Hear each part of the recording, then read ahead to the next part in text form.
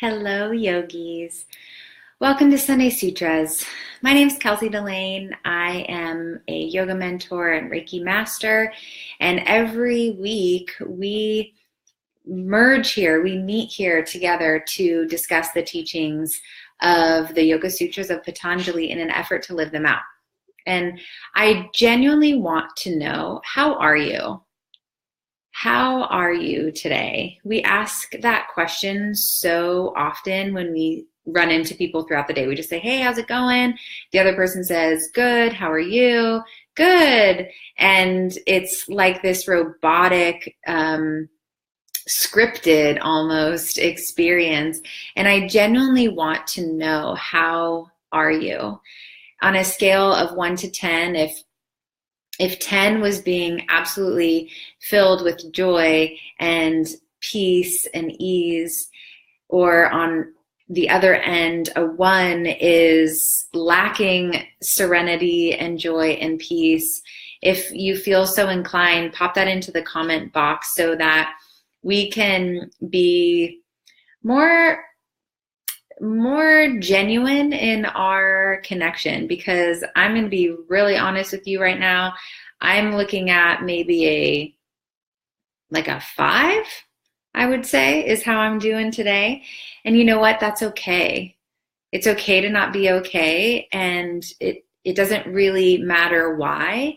I am a full believer that yoga is about honoring and acknowledging the full gamut of our human experience. And if you follow my blog, you probably have already heard the news that I had a couple ultrasounds, and baby is 34 and a half weeks or so now, but she's measuring in the 5th percentile size-wise, which, someone's got to be in the 5th percentile, right?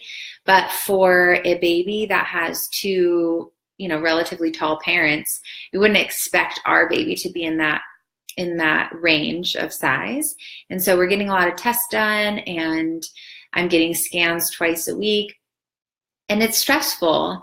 It is not the kind of news that a mom wants to hear. And it, to be honest, has brought me down this week. And my response is, number 1, to be honest about what I'm feeling and where I'm at. And number 2 is to surrender. I do not have control over this. Hey, Hannah, I don't have control over this pregnancy.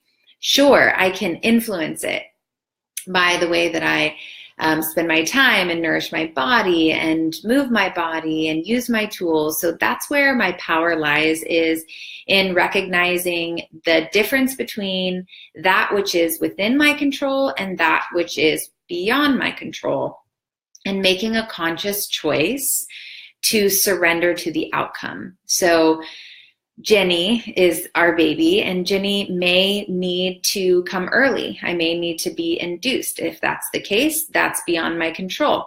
And so I choose to surrender to that. And I think that this word surrender can be so much more difficult to talk about than to actually execute. So today, my intention is to walk you through some things that I'm going to do today to actually act out my surrender, in hopes that that will paint a picture of how you can take action that's actually aligned with surrender, because surrender is such an internal experience. It's really like an attitude and a mindset. But I'm sure you are like this way too. I sometimes need the step-by-step action. Okay, so I know I need to surrender, but what does that even look like? How do I actually do that? So that's what we'll discuss today. Hey, Jessica. And as you sign in, just let me know how you're doing, because this is a safe space to show up as we are.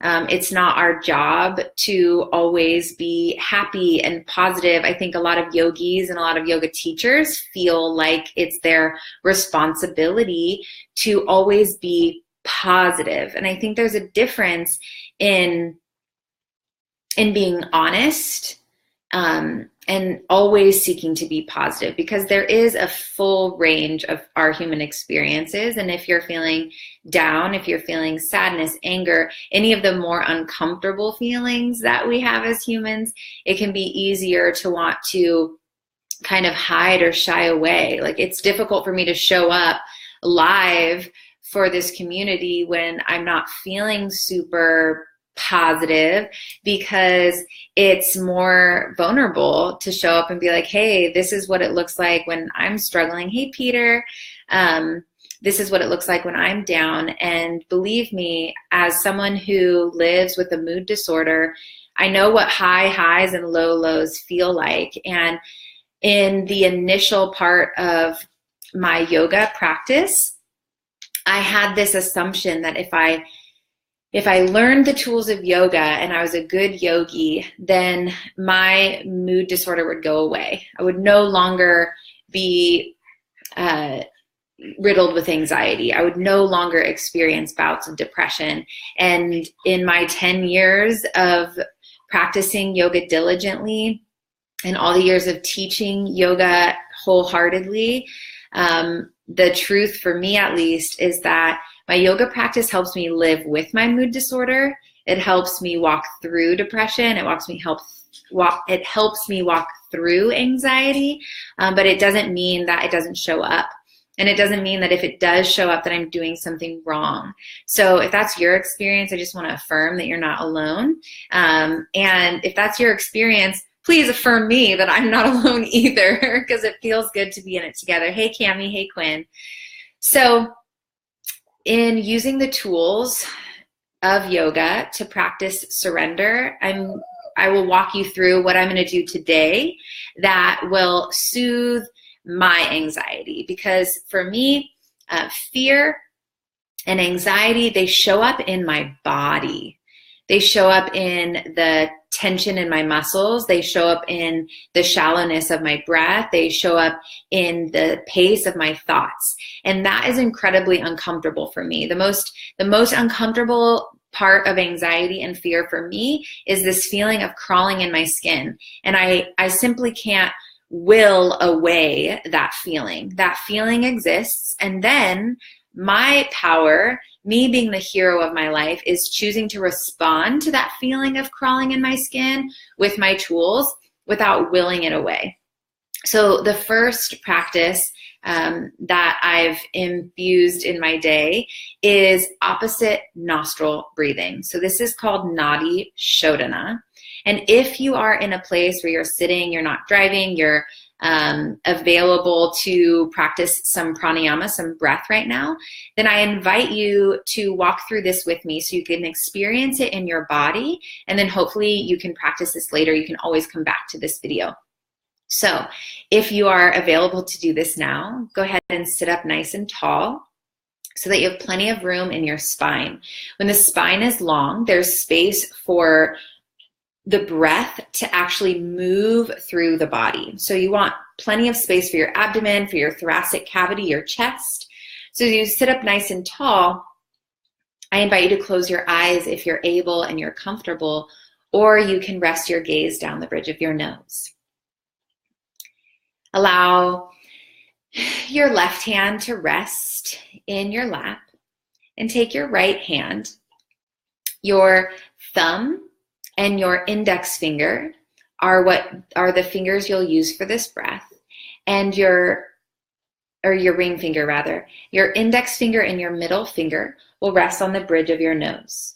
So feel free to place your index and middle finger on the bridge of your nose, and allow your ring finger and your thumb to hover over your left and right nostrils. If it's comfortable in your body, you can instead take the mudra, the hand position for this breath, which is to curl your index and middle finger in as well as your pinky in, so that just your ring finger and your thumb are available. If that's comfortable, feel free to choose the mudra. And allow your thumb and ring finger to hover just gently over your nostril. And be sure to realign your spine nice and tall. It's easy to let the chin tilt forward and the hand to come down. So instead, sit up tall so there's plenty of space between your chin and your chest, and your ring finger and your thumb can hover over your nostril. Take a deep breath in through your nose and a deep breath out. Use your ring finger to seal your left nostril and take a breath in through your right side. At the top, close your right side, open your left, exhale through your left. Inhale through the left side. Through the right side, exhale. Inhale through your right. Close your right and exhale through the left. Continue to breathe in this way at your pace. Isolating each nostril.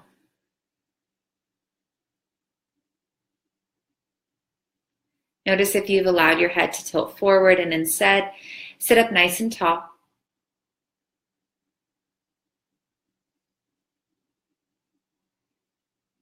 Every time you inhale through one side, allow your belly and your chest to expand with air. And every time you exhale, draw your navel in and up to expel your air fully and completely. A few more rounds on your own.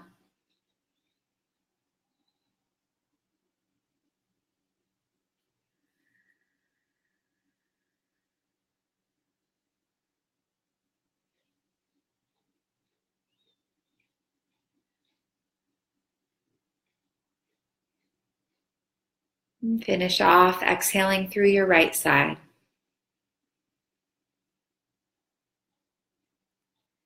When you're ready, release your hands into your lap or wherever they're most comfortable.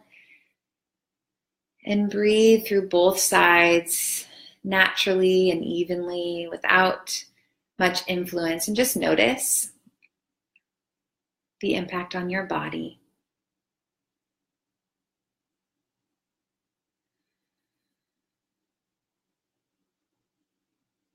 If you chose to close your eyes, feel free to open them.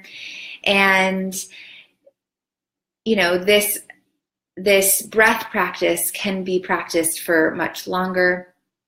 For me, oftentimes, just the act of slowing down and closing my eyes and noticing that I'm breathing can have a calming response. Awesome, Peter. I'm so glad that you enjoyed that. So feel free to practice that breath, which is a pranayama. It's a tool of the breath. It's breath work to discipline your breath in order to help focus your mind. So a lot of times when we're in fear and anxiety, we become unaware of the thoughts that are increasing that sense of fear and anxiety. And so in choosing to slow down and to tune inward, for me, I become much more aware of what's going on inside, and I am able to let the feeling process, let the feeling be, whatever that feeling is, while I breathe through it and recognize that, even though I'm uncomfortable, I'm okay. It's okay to not be okay. And then my breath helps me walk through that. So another thing that I plan to do today as soon as I log off here is to take a walk. It happens to be sunny outside here in California, and being outside where I can witness nature. I can walk my dog and see how he interacts with his day. I can see the birds and the bugs and the plants, and I can participate in nature. And that act of being outside, of moving my body and being outside, taking a nice walk, reminds me that I'm a part of something bigger.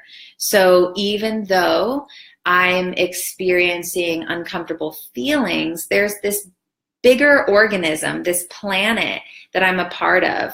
I'm a part of the living creatures of this planet, and I can watch them move about the day without worry. Awesome, Quinn. I love that resonates with you. And I can see that even though at the moment I'm experiencing discomfort, that, you know, there is a broader organism that I'm a part of, that I can witness the serenity that is around me in nature. I can see that the trees are in no hurry. My dog is not in fear. And, you know, all the critters and the animals, they go about their business, and they do it with so much ease and comfort. So awesome, Hannah. I'm glad that resonates with you so much. So yes, I will be taking a walk outside as an act of surrender. So instead of staying inside and choosing to worry, I'm going to get out and I'm going to take a walk, and I'm going to enjoy the sunshine and looking around and being a part of nature. Thirdly, airing out my feelings is very helpful for me. Now, this is an important thing to do safely, you know, to respect yourself and your boundaries and to protect yourself. However, I know for me that when I air out my feelings, I give myself some internal space.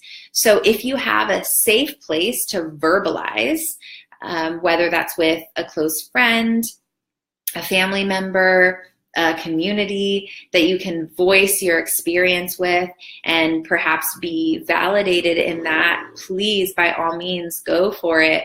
You know, Brene Brown says that vulnerability is the antidote for shame. And I believe that oftentimes when we're in fear or anxiety, there is some level of shame that's mixed in there. So for me, you know, with my baby being a small size, the shame element for me is wrestling with taking on blame. That, did I do something to cause this? Am I not being a proactive, responsible mom for my baby? Is this my fault? Those kinds of questions get stirred up. And when we share, we can air it out, we can shine light on it, and we can allow the vulnerability to be the antidote for the shame. And if you don't have a community or a person that's safe to express that, then you most certainly have a journal. So if you give yourself some time to flush out what it is that's on the inside, then you can make some space. And again, you know, these tools, they aren't in an effort to make it go away, make the anxiety go away, make the fear go away. It's not a desperate act. Hi, Natalie. It is a choice to do what you can to comfort and nourish yourself while you're walking through whatever it is that you're walking through. And so give yourself some time to flesh it out on paper. Use your journal as your trusted friend and get those emotions and those thoughts out on paper. And that will give you some insight on what's going on, and perhaps even provide a little bit of ease in your body. And you might find that at the beginning of your journaling session and at the end of your journaling session, you feel some relief. And if that's the case, then fantastic. So this is me airing out my feelings. Fourth, which I have been doing all week, is for me prayer, which could also be mantra. So the prayer right now, that is my go-to mantra, is grant me the serenity to accept the things I cannot change, the courage to change the things I can, and the wisdom to know the difference. So if prayer feels like it's not the right tool for you, then you can choose a mantra. And for me, this prayer, this mantra of inviting in serenity to accept the things I cannot change. I cannot change the measurements of my baby right now. I cannot change that. I cannot change the fact that fear is is welling up within me, and that the emotions feel the way that they feel in my body. The courage to change the things I can. I'm welcoming in courage to change my relationship to how I'm feeding myself right now, because I know that protein is going to help my baby grow. So if I shift my focus from eating based on what's easy and what feels good to what would provide Ginny with the best odds possible to grow and to be strong and to thrive in utero and not need to come early, then that's what I'm going to do. And for me, that takes courage, because my relationship to sugar is a tight one, and that's a struggle for me. And so I'm inviting in the courage to change my behavior, the courage to say no to opportunities for work, saying no to students that ask for my help, saying no to being willing to do more trainings or teach more yoga. That takes courage for me, because I need to believe that the timing will come for me to share yoga with those people. The courage to believe that they will be nourished with whatever tools that they need without me being available at that time. And the courage that my community of support, my students, will understand and support me in taking a back seat or stepping away or doing less or saying no or taking longer to accomplish something. So that requires a lot of courage for me. And then finally, the wisdom to know the difference. Inviting in this prayer, this mantra is me inviting in some discernment, some clarity of, okay, what is within my power to control? How can I show up as my best self and have the courage to take those actions? And then also, what can I give myself permission to take off of my shoulders? It's not my responsibility. That's not within my power to influence. And I need to relinquish my false sense of control so I can have more serenity. So whatever your mantra is, allow it to be something that you can have faith in. I just wrote a blog a couple days ago, I suppose. I can't remember time right now, but about creating affirmations. So an affirmation can be a mantra. A single word can be a mantra, like peace. You can simply choose to repeat the word peace. If you have mala beads are great for practicing mantra meditation. You start at the main bead, the larger bead, and you place your thumb on top of each bead one at a time, and you repeat your mantra. So perhaps that's peace, peace, peace. In Sanskrit, that would be shanti, shanti, shanti. So you can choose the mantra that works for you, whether it's a phrase, a statement, or a word, whether it's in English or a foreign language. And, a mantra that always, always works for me, no matter what I am responding to, is thank you. So if you cannot come up with a mantra, then I invite you to borrow thank you and just repeat that word. If you're using mala beads, it'll be 108 times. If you don't have mala beads, you can set a timer perhaps for a minute and just repeat that mantra for a minute. Or you can use it throughout the day. You can create some kind of reminder, like every time I walk into the kitchen, I repeat this mantra.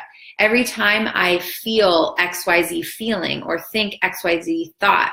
Or you can set a timer in your phone at 2 o'clock and every hour after that until bedtime. So you decide what works for you.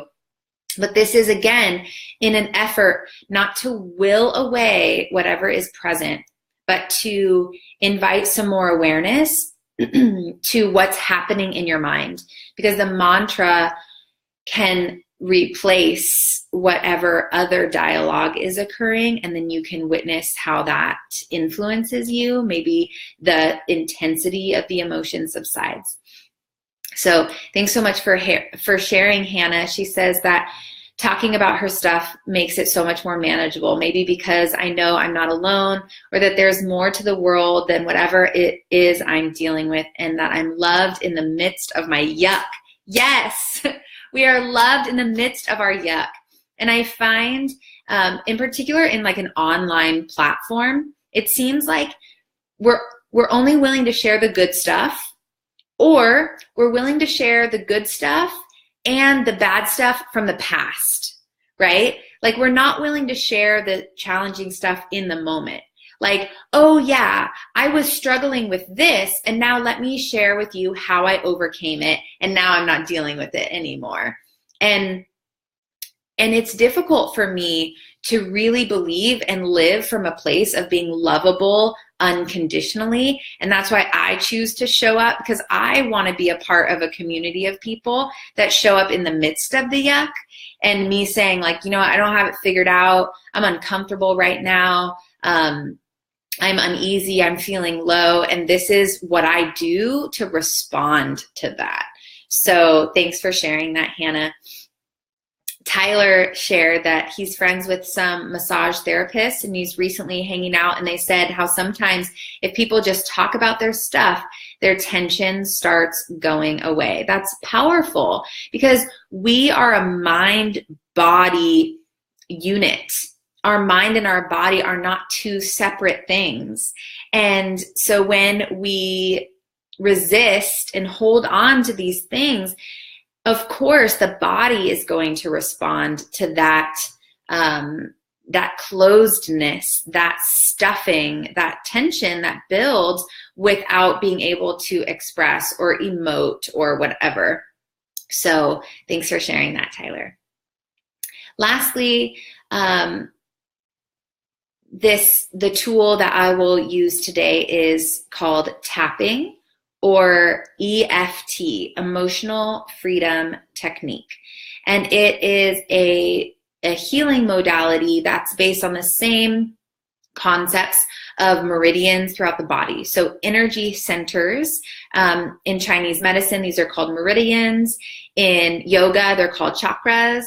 So the concept is the same as, for instance, acupuncture or acupressure, where you use stimulation on these bundles of nerves in the body to help process what it is that's going on, maybe on a more subconscious or perhaps mental or emotional level. And we won't have time to unpack emotional freedom technique or tapping today in this live video. However, I can give you a tool that you can use no matter where you are, and it's really quick to learn. You have a spot right under your collarbone. It's kind of a soft, fleshy spot. It's called your sore spot. And this is one of the meridian points that you can either tap on. So you can use like your index and middle finger and lightly tap on this spot. Or my favorite is to simply rub this sore spot with my index and middle finger. And so this is a point in the energy body where there's a density of movement of energy. So if it was a highway, right, if our body was made up of highways where energy flows through the body, then this would be where there's a lot of crossover. There's a lot of traffic here. And so in stimulating this spot on the physical body where there's a lot of nerve endings, we can also help to ease the flow and circulation of this energy, this life force that moves through us. Call it prana, call it chi or ki, whatever word you want to use for this vitality that flows through us. And in massaging this spot, while you emote or verbalize, is really helpful for the mind and the body to connect in fleshing out these feelings, these experiences that, unless we flesh them out, can remain stuck in the body. So if you want to try this, go ahead and take your 2 fingers to your sore spot, that soft spot by your collarbone, kind of underneath. Don't worry about getting it wrong or right, and just find what feels right to you. And you can simply just rub this spot. You can rub this spot and you can talk out your feelings. Or you can use this statement, even though, and then you fill in the blank with whatever you're experiencing. So my example would be, even though I'm feeling anxious. I deeply and completely love and accept myself. Even though I'm feeling anxious, I deeply and completely love and accept myself. Even though I'm feeling anxious, I deeply and completely love and accept myself. So you can do this anytime. It doesn't take a lot of time, and hopefully someday if you haven't already explored tapping, this is another healing tool that you can explore further. But for the time being, you can plug in whatever the current struggle is. So it could be a craving, it could be an emotion, it could be a thought, whatever the case is, even though, and then add that experience. I deeply and completely love and accept myself. So I hope that this helps, yogis, to know that this is what it looks like to use the tools on a daily basis. You know, this is what it looks like to fluctuate. This is what it looks like to support yourself, to cope, to walk through the feelings instead of around them. And this is what, in my life, it actually looks like to surrender to something that's beyond my control. So we have breath practice, Nadi Shodhana. We have taking a walk outside and recognizing that you're a part of something bigger. We have the ability to air out whatever is present, whether that's with another person or in solitude journaling. We have prayer and or mantra to replace whatever is happening in the mind with something that's more uplifting. And then we also have the ability to use tapping or EFT to connect mind and body in digesting whatever it is that's present. Thanks for showing up, whether you're live, whether you're watching this on replay. Sending so much love to you. Hey, Stevie. Hey, Amanda. Hey, Angie. And whether you are feeling really just on top of the world today or you're feeling lower, know that it is all a part of the journey.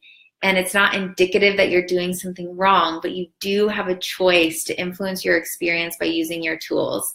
So awesome, Stevie. Enjoy using this. You're so very welcome. And I look forward to seeing you.